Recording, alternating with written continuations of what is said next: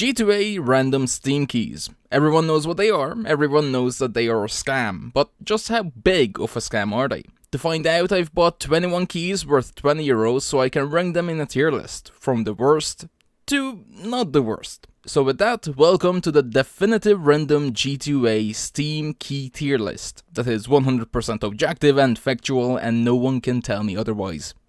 First off, we have Red Points, a game where you click red points. Let's focus on the positives first. The game starts out with this cool cutscene. With the positives out of the way, here are the negatives. The game is boring. The laser is going right, then left, then right, then left, then right. These fucking fingerprints probably took longer to design than the actual gameplay loop. Every achievement is called win this level, which bugs me on so many levels and I don't even care about achievements. I decided to dedicate every game on this list around 30 minutes each.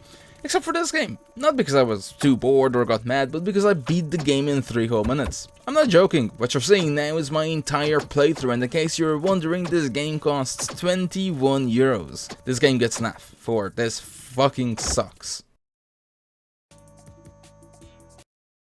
Next up, we have Music Man. This game is Music Man is a platformer where you play as little Jimbo here, who had a stroke and so his face is permanently stuck like this.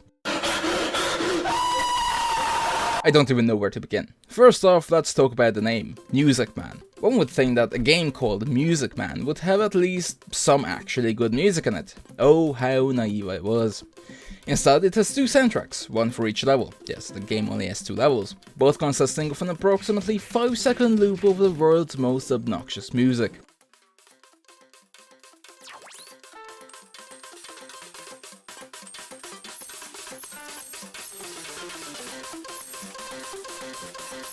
Although, I'm fairly sure by calling this music I've insulted at least a couple thousand musicians. I had to admit though, I must sing this game, as it taught me something that I've never known before. That being that it is possible to get physically sick because of sounds you hear. Other than that, the hit detection is 50-50. I'm fucking invincible! The item placement is all over the place, and physics are otherworldly. The controls are fine. You can move in 4 directions, jump, punch, do this roar thing and walk, because that's important.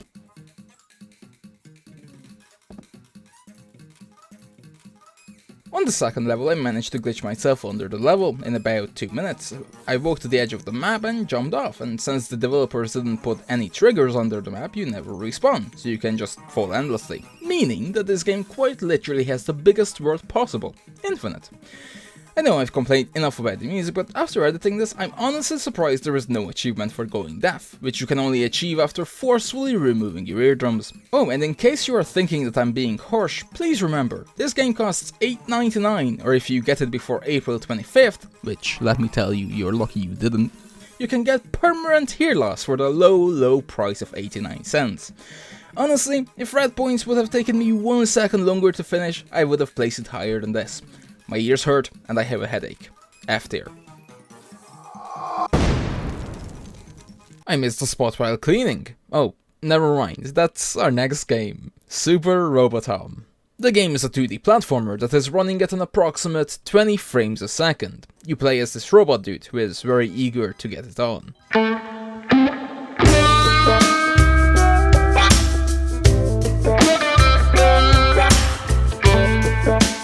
In the game, your only objective is to get to the end of the level. To do so, you'll have to jump over obstacles and on enemies. Some of these enemies include these guys, these botso-wielding dudes, nuclear waste, what the fuck? And bears. What the hell is even that? So, in case you encounter a bear or nuclear waste in real life, just make sure you jump on it, and you'll be fine. Hushishow is not responsible for any accidents or injuries caused by others not understanding sarcasm. Otherwise, I have nothing else to say about this, except for it's an eyesore. F tier.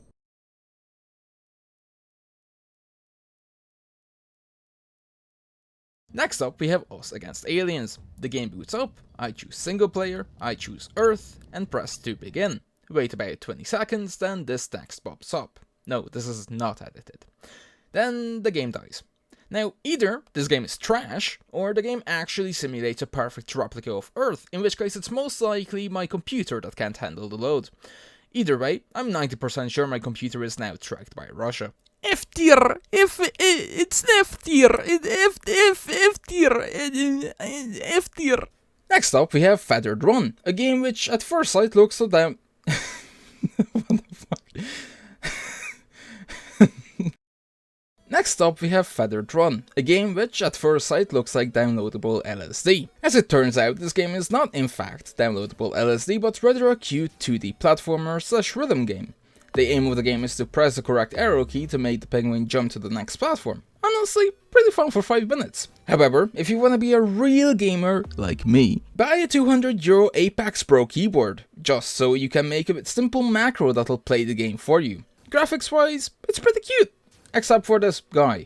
Who are you? You're talking about that chomp chomp. The game has multiple skins that you can unlock. This one with the monocle is kinda cute. The game costs €8, but until the 28th of April you can get it for a low price of 85 cents. See it here. Dum de dum.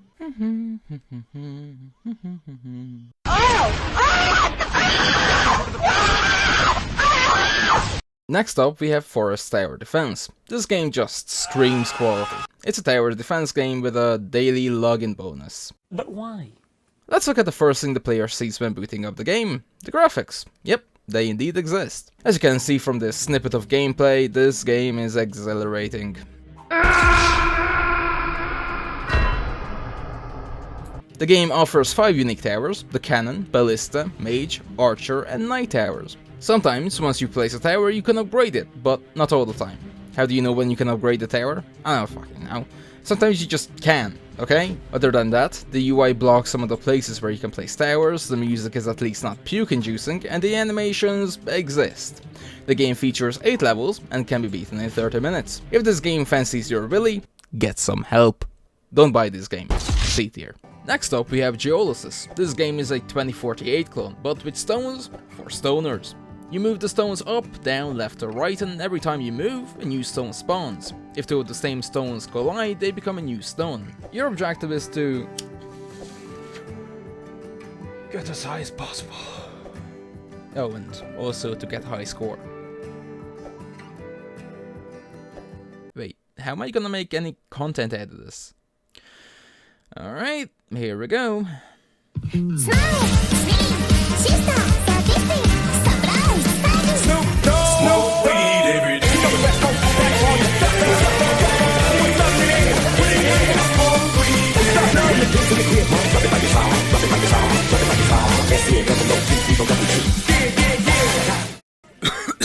This shit is great. S tier. Our next game is Lab Inspect. This game is a 2D shooter in which you go through the levels of a lab where a virus has broken out and shoot infected individuals. You have to collect vials for reasons beyond my understanding, as they don't really do anything. The game features a couple of guns, such as the standard pistol, submachine gun, and the shotgun, but there are others that I didn't have the chance to try out due to the short amount of time I had playing this game. The game is fairly difficult actually. You die in one hit and you have to restart from the beginning. If you find the game on sale and you are extremely drunk, I'd recommend getting this. See it here. Next up, we have Decisive Campaigns Case Blue, which is a World War II strategy game. I'll be completely honest, this game comes with a 104-page manual. Imagine knowing how to read in 2023. And it's actually very complex. What the fuck am I looking at? Here is what the game looks like. Honestly, after all the trash I had to play, this game was a breath of fresh air, and although I can't really say as to how good the game is, considering that my big brain is extremely smooth, I don't really have anything else to say, considering that I didn't even understand what I was doing in the tutorial. I put this game in B tier, as it looks good if you're into this sort of game. Our next game is Quadriga. As the name would suggest, it's a chariot racing game. Much like Decisive Campaigns Case Blue, it's actually deceptively complex, but it's really fun. Unlike what I assumed, it's actually a point-and-click game where you have to choose your next action while you're in the middle of the race. Wanna take a sharp left with a chance to spin out, or do you wanna stay in your lane for stability? Or do you perhaps wanna repeatedly ram your horses into the guy in front of you holding on for dear life until he inevitably pops like a balloon? Well, that got dark real quick. You can play as different factions, such as these guys, or these guys. I don't know their names, cause I forgot to write them down. Once again, I would actually recommend people get this game. It's old, it's janky, but it's good. B tier. Next up, we have Doggo Fall. The game looks like budget Zelda. Come. No, not that one. The game itself is pretty good. It's got calming medieval music, and the controls are smooth. Unfortunately, there are a couple of things that hold the game back from higher tiers, such as lack of replayability. If you die, the map doesn't change, so you end up going through the same route you went before, but this time with nothing in the rooms, just you and your thoughts.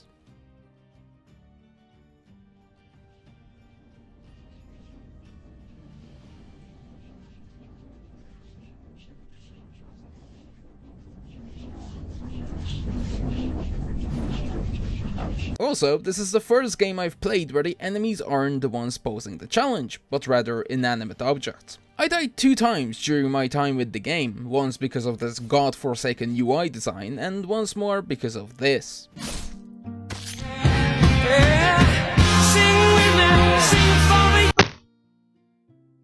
If you wanna get this game, get it on a discount, unless you wanna waste your money. Might be good in the future, so I'll put it top of B tier. That's worth a kiss, huh?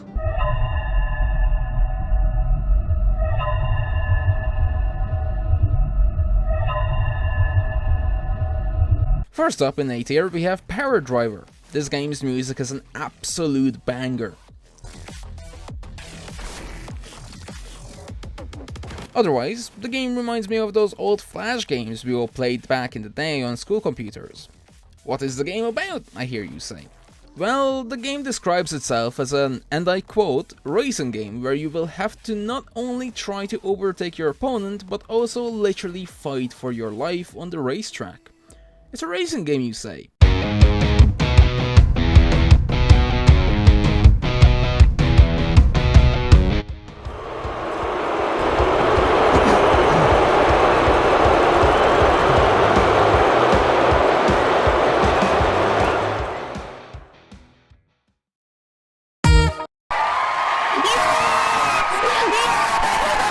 Other than that, the game can be described pretty well using this wonderful Steam review.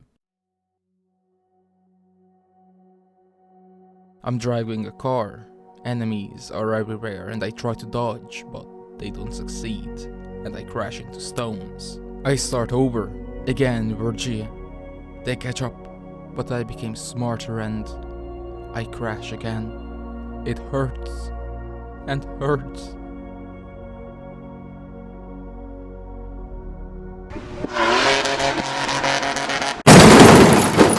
Glory to the robots. Now, I'll admit, compared to this game, Super Robotom's graphics belong in a museum. However, this game is actually pretty good. Not because of the gameplay, music or graphics, but because this is the first game on this list that costs less than 20 quid. Kudos to you for only scamming 10 quid off of people instead of 20 or more. No. Otherwise, it's a strategy game where you have to build robots on an alien planet to get more materials. It's like Factorio, but you don't craft, it's bad, looks bad, and basically what I'm saying is that it's nothing like Factorio at all. I'll admit though, this was one of the few games on this list that I actually played more than 30 minutes. A tier. This game is called Agile Firefighter, a game where you play as a serial killer disguised as a firefighter. You use your axe to yeet the fire extinguisher at half-naked people who are on fire. This must be a common occurrence around here, considering that instead of screaming in pain or panicking, people just calmly walk around the room. In case you were confused by the serial killer comment, let me explain. Your objective is to extinguish the people you lit on fire, who caught on fire, coincidentally, just as you arrived. Also, if the fire extinguisher hits you, you very much die, so I'm fairly sure you're not actually saving anyone, you're just enjoying the show until you decide to finally put them out of their misery. A tier. Would play again.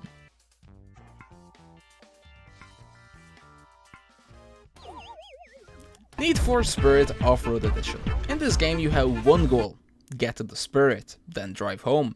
Also, the game doesn't hide your cursor, so have fun staring at it for the next couple of minutes. After some confusion, I get into my monster truck like everyone else who lives in a post-war zone, and head for the bar. Right off the bat, I noticed that the truck is constantly pulling to the right. Other than that, it's pretty good. You can do cool drifts, the physics yet again are, the graphics are fair for the early 2000s. Oh. And the music didn't give me a headache. After going for a swim, I successfully made it to the bar. Now, don't drink and drive, kids, except if you're this guy, considering that as soon as he got drunk off his rockers, the car stopped pulling to the right and was actually fairly well drivable. I had to get home in 11 minutes. Don't ask me why, I'm guessing because that's when the cops stopped drinking and started driving home too. But after an unfortunate accident, I was forced to walk home. I'm sure no one will figure out it was me who parked the only monster truck in the village there. In the second level, you drive a tank. It's not as fun. The physics are actually functional, and after a couple of minutes, I got stuck, quit the game, and then I couldn't continue. The game costs 5 quid, but if you buy it before the 10th of June, you can get it for a price of 50 cents. This game gets wait, when did you get here? I swear this weighs like 15 stone. Last but not least, welcome to the heavy artillery of truck drivers in the simulation game of Asian Truck Simulator. Now, you might be asking yourself, Hushi, this game looks like trash, how the hell did it make it to the top of the list? Well, my dear viewer, let me explain. This game has got everything. Puke textures, check. Ear-piercing music, check. Scuffed physics, or rather the lack thereof, check. Vehicles, check. Assets that don't belong, check. An outrageous price, check. Guns, check. Horrid UI design, check.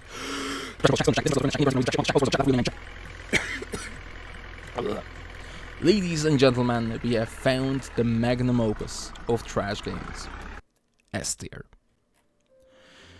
And that's the list.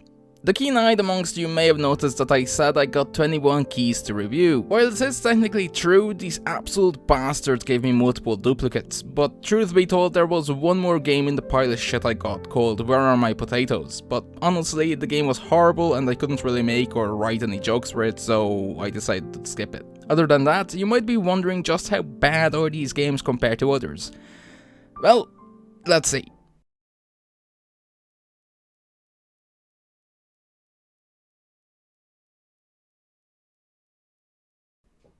Yikes.